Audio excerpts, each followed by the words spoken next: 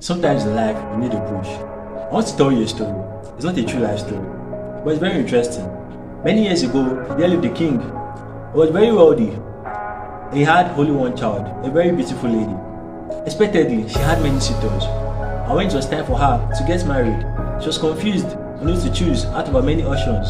She then approached her father to help her make a choice. Her father accepted and came up with a plan. He then sent an invitation letter to every man asking for the hand of his daughter in marriage. He said he should come to the palace for a test. That whoever wins the test gets to marry his daughter.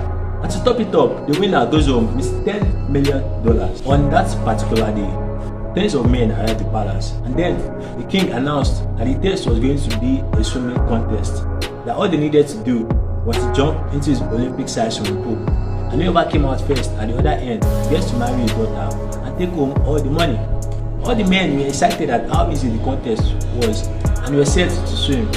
The moment the king gave the go-ahead to swim, two big crocodiles sprang out of the water with their mouths wide open. All the men were shocked and taken aback. Their excitement turned into disappointment. Suddenly, everyone noticed that there was this young man in the pool. Who was this crazy man that wants to die because of money and because he wants to marry the king's daughter? The man started swimming.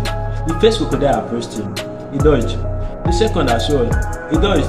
And finally, he made it out of the pool. He came out panting. The king was excited while his daughter was jumping for joy. The king then approached this young man and said, "Young man, congratulations on winning the hand of my daughter in marriage." The young man replied, "Sir, I'm no longer interested in your daughter."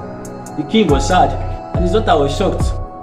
And then the king said, "Anyways, I will still give you the money."